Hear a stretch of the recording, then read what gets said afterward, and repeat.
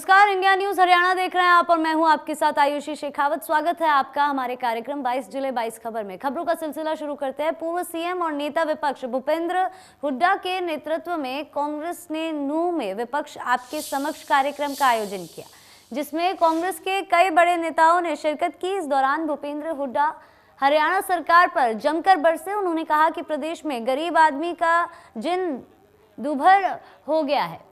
नूंह में सरकार ने विकास का कोई काम नहीं करवाया। हुड्डा ने कहा कि आज हालत ये है कि स्कूल में टीचर नहीं और दफ्तरों में कर्मचारी नहीं।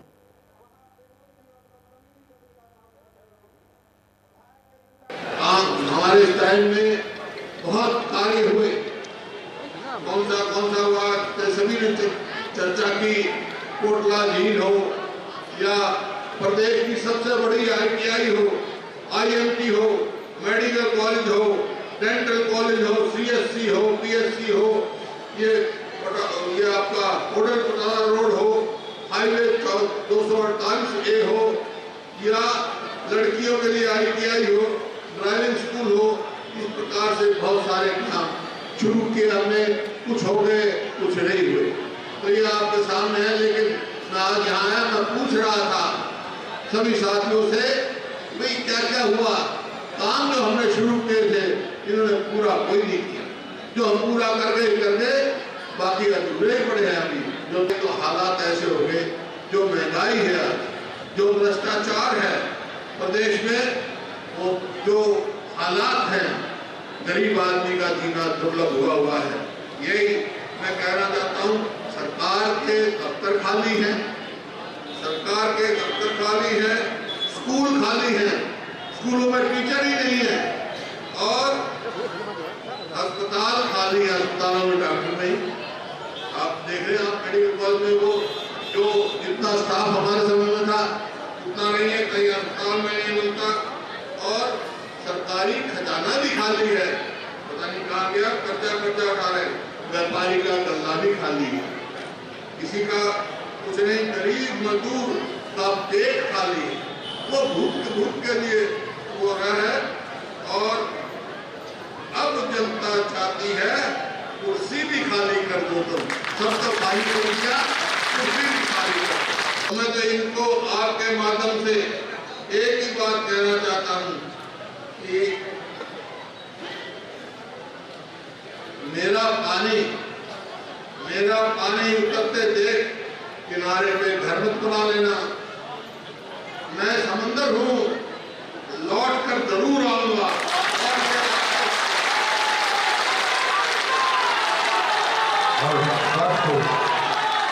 और ये जो आपने मांग उठाई है, अब एक मिनट, जो आपने मांग उठाई है, अरे बैठ जाओ भाई, बैठ जाओ। जो बातें समस्याएं हैं मेरे को मालूम है। मैं एक ही बात कहने जा रहा हूँ, हमारी सरकार आएगी तो रेल की सीटी भी बजेगी यहाँ, और मेवाड़ कैनाल भी पूरी होगी, और ड्राइविंग स्कूल जो बन के तैयार है, शुरू नहीं किया है, बच्चों को ड्राइविंग लाइसेंस मिल जाए, वो भी पूरा होगा। आगे बढ़ते हैं। महम विधानसभा का त्रिदेव सम्मेलन कम्युनिटी सेंटर पुराना थाना महम में संपन्न हुआ। सम्मेलन में बहुत बड़ी संख्या में बीजेपी कार्यकर्ता मौजूद रहे। इस मौके पर राज्यसभा सांसद रामचंद्र जांगड़ा, प्रदेश बीजेपी अध्यक्ष ओम प्रकाश धनखड़ समेत कई बड़े नेताओं ने हिस्सा लिया। इस दौरान बीजेपी प्रदेश अध्यक्ष ने बीजेपी कार्यकर्ताओं को सेवा ही संगठन है का मंत्र दिया। साथ ही मनीष ग्रोवर ने कहा कि पिछली सरकार में महम और प्रदेश में भेदभाव की राजनीति की गई। त्रिदेव के रूप में खड़ा होगा। आज महम का त्रिदेव सम्मेलन हुआ है, बेरी का त्रिदेव सम्मेलन हुआ है। मैं दोनों में जाके आया हूँ। मैं शमशेर खरकड़ा जी को और वहाँ जो हमारे कार्यकर्ता जिला अध्यक्ष विक्रम कात्यायन है उनका था, दोनों को बधाई देता हूँ। बहुत ही सफल त्रिदेव सम्मेलन हुए हैं। त्रिदेव की रचना हमने सेवा के लिए की है, सेवा ही संगठन है, और अपने अपने बूथ में ये त्रिदेव जो है सेवा का काम करें। जैसे अभी कोरोना की कोई थर्ड वेव आने की माहौल है, तो हर एक को 2 वैक्सीन लगी कि नहीं लगी इसकी चिंता करें। इसके साथ साथ हम कुछ सेवाओं को जो है हर बूथ पर देने का प्रयास करेंगे। जैसे परिवार पहचान पत्र बन रहे हैं, तो वो बनने में हमारा त्रिदेव मदद करे। किसी बुजुर्ग की पेंशन नहीं बन रही, उसमें मदद करे। किसी का आधार कार्ड नहीं बन रहा, उसमें मदद करे। कोई गरीब परिवार है, कन्यादान स्कीम में आता है, उसकी मदद करे। किसी को घर की मरम्मत के लिए पैसा चाहिए, 80,000 रुपया हरियाणा सरकार देती है, उसकी मदद करे। सेवा का फल नीचे तक जाए। देखिए, टेल पर पानी पहुंचाना अलग बात है, लेकिन टेल पर पानी पर से भी कोई पानी जब ले पाएगा जब उसकी अपनी कोई पाइपलाइन होगी। तो आम आदमी की सेवाओं का लाभ लेने की कैपेसिटी नहीं होती है। हमारा कार्यकर्ता उसकी कैपेसिटी बिल्डिंग का काम करेगा कि आप भी आगे बढ़ के आओ, आपको इस स्कीम का लाभ मिल सकता है। मैंने खुद के उदाहरण से बताया कि जब तक कैपेसिटी बिल्डिंग नहीं होती तो साधारण व्यक्ति सरकारी योजनाओं का, कल्याणकारी योजनाओं का लाभ नहीं ले पाता। हम त्रिदेव के माध्यम से हर किसी को सरकारी योजनाओं का लाभ पहुंचे, इसका काम करेंगे। कांग्रेस के राज्यसभा सांसद दीपेंद्र हुड्डा ने नारनौद में बड़ा ऐलान करते हुए कहा कि भविष्य में कांग्रेस की सरकार बनने पर किसान आंदोलन में जान कुर्बान करने वाले किसानों के परिवारजनों को नौकरी दी जाएगी। उन्होंने कहा कि जिस प्रकार कंडेला कांड के पीड़ित किसान परिवारों को तत्कालीन हुड्डा सरकार ने रोजगार दिलाया था, उसी तर्ज पर प्रदेश में कांग्रेस की सरकार बनने पर किसान आंदोलन में शहीद किसान परिवार के सदस्यों को नौकरी दी जाएगी। दीपेंद्र हुड्डा राखी गढ़ी गांव में बारहा खाप द्वारा आयोजित एक कार्यक्रम में बतौर मुख्य अतिथि शिरकत करने पहुंचे थे। बारहा खाप ने संसद में किसानों की आवाज़ मजबूती से उठाने और लगातार सहयोग के लिए दीपेंद्र हुड्डा का आभार व्यक्त किया और उन्हें पगड़ी पहनाकर सम्मानित किया।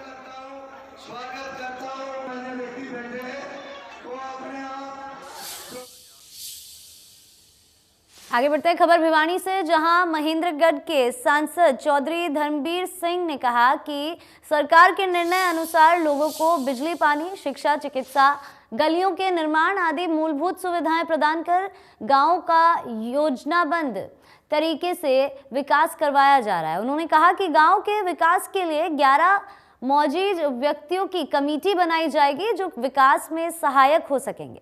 सांसद भिवानी जिला के मिरान गांव में सांसद आदर्श ग्राम योजना के तहत राजीव गांधी सेवा केंद्र में उपस्थित अधिकारियों और ग्रामीणों को संबोधित कर रहे थे। इस मौके पर उन्होंने गांव में विकास कार्यों की समीक्षा की और संबंधित अधिकारियों को आवश्यक दिशा निर्देश दिए। उन्होंने कहा कि केंद्र सरकार की योजना के अनुसार 25 एकड़ या इससे अधिक भूमि को सामूहिक रूप से बड़ा टैंक बनाकर सूक्ष्म सिंचाई योजना के तहत टपका सिंचाई विधि अपनाकर खेतों की सिंचाई की जाए। इसके लिए सरकार किसानों को 90% तक अनुदान दे रही है।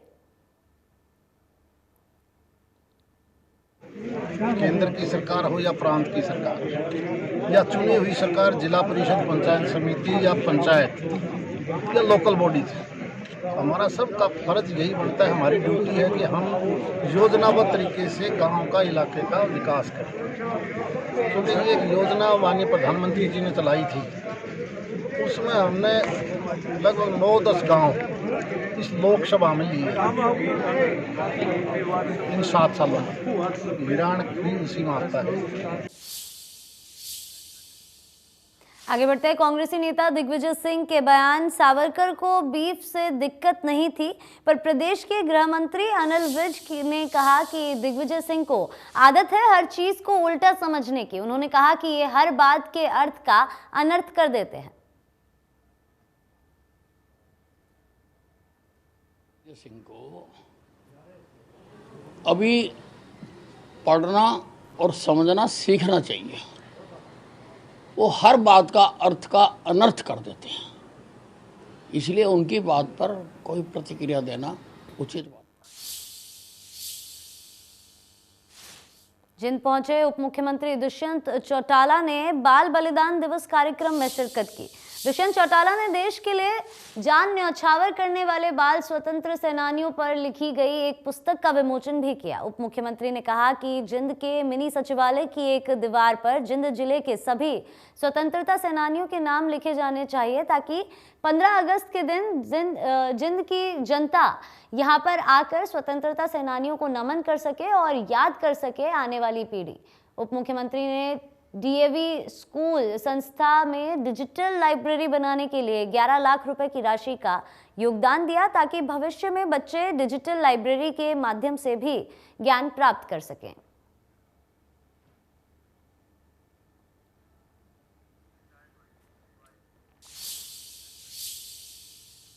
आगे बढ़ते हैं, यमुनानगर के जगाधरी के अग्रसेन चौक पर कड़ाके की ठंड में सड़क पर ही अतिथि अध्यापकों ने रात गुजारी। दरअसल शनिवार को प्रदेश भर के गेस्ट टीचर एक्ट में संशोधन कर नियमित होने की मांग को लेकर जगाधरी में जुटे थे।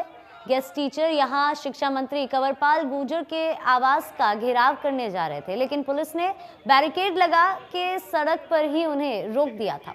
इस दौरान पुलिस के साथ रात में गेस्ट टीचर्स की धक्का मुक्की भी हुई। देर रात मौके पर पहुंचे शिक्षा मंत्री कंवरपाल गुर्जर ने मंगलवार को चंडीगढ़ में आने का न्योता दिया, लेकिन अतिथि अध्यापक नहीं माने और ठंड में सड़क पर ही रात गुजारी।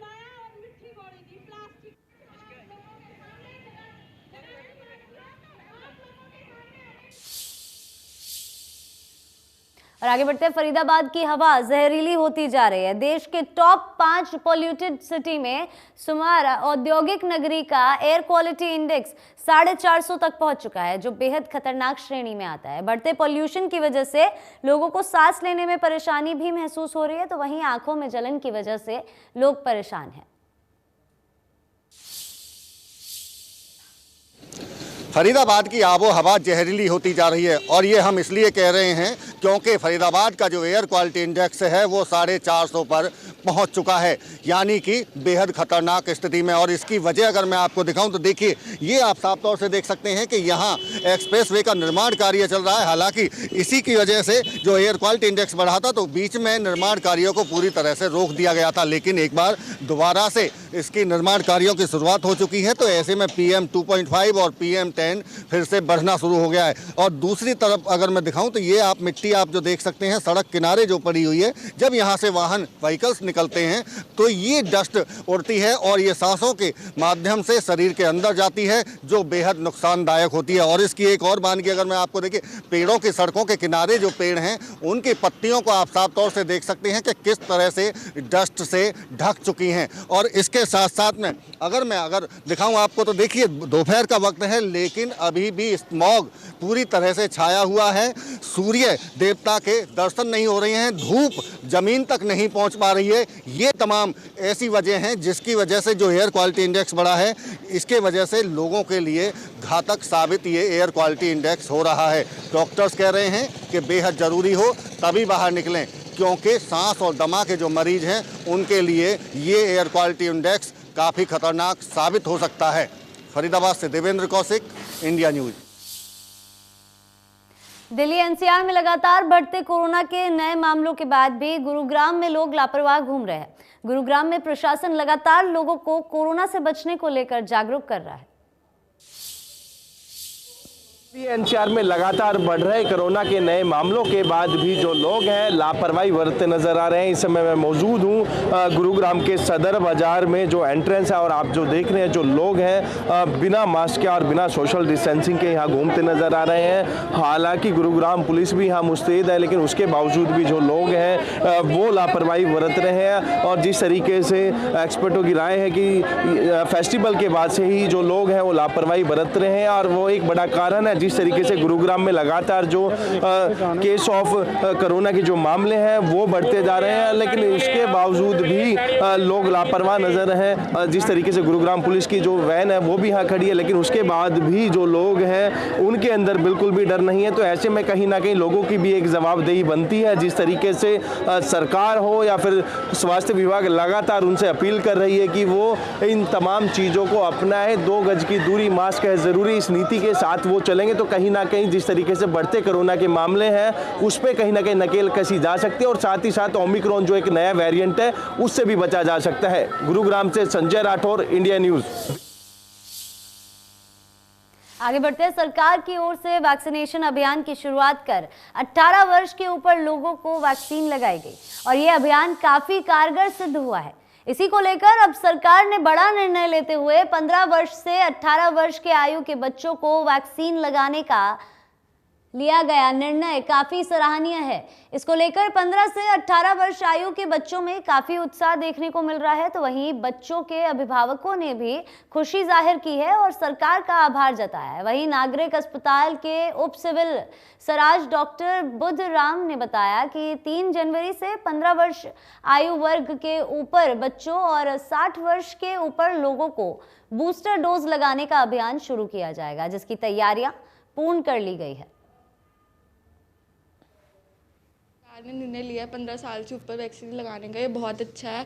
पहले भी 18 साल से ऊपर के मतलब सभी को वैक्सीन लग चुकी है, तो हम भी ये चाहते हैं 15 साल से ऊपर भी सबको लगे, ताकि हम भी सेफ हो और हमें भी मतलब कोविड से ऐसे प्रिकॉशंस मिले। हाँ, खुद भी लगवाएंगे और दूसरों को भी प्रेरित करेंगे कि वो भी लगवाएं। अच्छा निर्णय लिया सरकार ने, जैसे कि 18 साल से ऊपर वालों को वैक्सीन लगी है और वो अभी कोरोना से बच सकते हैं। दोनों वैक्सीन उनके लग गई है, तो हमारे लिए भी जैसे हम स्कूल जा रहे हैं तो अभी भी खतरा। ये बहुत अच्छा निर्णय, जैसे गवर्नमेंट ने कहा है कि मतलब 18 साल से ऊपर वालों को सबको वैक्सीन लग चुकी है, तो हमारे लिए भी बहुत यूज़फुल है कि हमें भी लगेगी। ये बहुत अच्छा है कि ऐसे हमें भी अब 15 साल से हमें भी लगेंगे, इससे सारी दुनिया कोविड मुक्त रहेगी। बस फिर उसका अच्छा सरकार ने अच्छा निर्णय लिया है। ਇਹ ਬਹੁਤ ਵਧੀਆ ਜੀ ਸਰਕਾਰ ਦਾ ਫੈਸਲਾ ਹੈ। ਮਾਂ-ਬਾਪ ਵੀ ਕੁਝ ਡਰ ਮਹਿਸੂਸ ਕਰ ਰਹੇ ਸੀ ਪਹਿਲਾਂ ਕਿ ਬੱਚਿਆਂ ਨੂੰ ਸਕੂਲ ਭੇਜੀਏ ਨਾ ਭੇਜੀਏ, ਬੱਚਿਆਂ ਨੂੰ ਕੋਈ ਇਨਫੈਕਸ਼ਨ हो जाए। ਹੁਣ ਇਹ ਫੈਸਲਾ ਸਰਕਾਰ ਦਾ ਬਹੁਤ ਵਧੀਆ सराहनीय है। और गवर्नमेंट ने जो अभी डिसीज़न लिया है 15 साल से 18 के बीच में जो डोज लगाने का निर्णय है वो काफ़ी अच्छा निर्णय है, क्योंकि अभी तक ये सोच रहे थे कि बच्चों को भी वैक्सीन लगे ताकि वो भी इस खतरे से बाहर हो सकें, तो ये काफ़ी सराहनीय निर्णय है। ये फैसला बहुत सरकार ने बहुत अच्छा लिया है जी, बहुत सरकार ने सराहनीय फैसला है जी, बिल्कुल। हाँ जी, क्योंकि बुजुर्गों की इम्यूनिटी कमज़ोर होती है, इसलिए इसको तो इसका बहुत ज़्यादा बेनिफिट होगा जी। घरौंडा के बरसत रोड पर कस्टोडियन विभाग ने पहली बार जमीन खाली करवाने के लिए एक्शन लिया है। कस्टोडियन विभाग ने भारी पुलिस बल के साथ सरकारी जमीन पर बने निर्माणों को जेसीबी से ध्वस्त करवाना शुरू कर दिया। प्रशासन की कार्रवाई को देख कथित जमीन मालिकों में रोष उत्पन्न हो गया और उन्होंने विरोध शुरू कर दिया। महिलाएं जेसीबी को रोकती नजर आई। जब महिलाओं की कोई सुनवाई नहीं हुई तो महिलाएं उस मकान में घुस गई जहां पर जेसीबी द्वारा मकान तोड़ने का काम चल रहा था। महिला पुलिस कर्मियों ने विरोध कर रही महिलाओं को बाहर निकालने का प्रयास किया, लेकिन एक महिला ने पुलिसकर्मी को ही धक्का देकर दूर करने का प्रयास किया। एक महिला तो मकान पर जेसीबी चलती देख बेहोश भी हो गई। उनका कहना है कि जिस जमीन पर पीला पंजा चलाया जा रहा है वो जमीन उन्होंने खरीदी है, लेकिन प्रशासन की तरफ से उनके पास कोई नोटिस नहीं पहुंचा और अचानक कार्रवाई शुरू कर दी है। इतना ही नहीं, जमीन मालिकों ने अधिकारियों पर रिश्वत तक के आरोप लगाए हैं।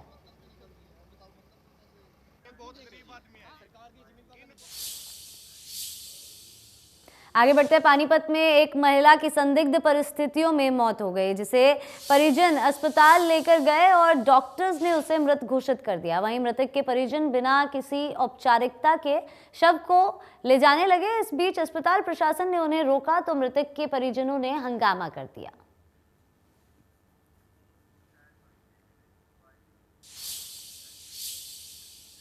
सोनीपत जिले के मूर्थल गांव में शादी समारोह में शामिल होकर कार सवार वापस जब अपने गांव मेहंदीपुर लौट रहा था, तभी अचानक से उसकी कार में आग लग गई। कार में लगी आग ने देखते ही देखते भयानक रूप अख्तियार कर लिया, जिससे कार सवार बाहर नहीं निकल पाया, जिससे उसकी कार में ही जिंदा जलकर दर्दनाक मौत हो गई।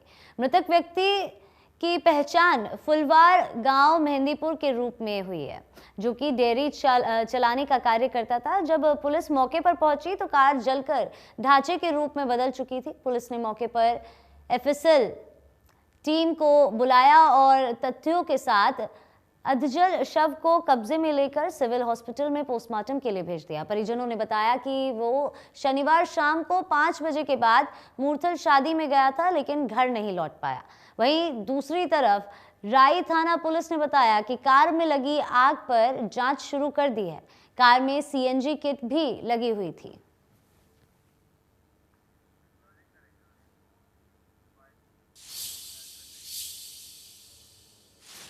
और इसी खबर के साथ फिलहाल के लिए इस बुलेटिन में इतना ही। आप बने रहें इंडिया न्यूज़ के साथ।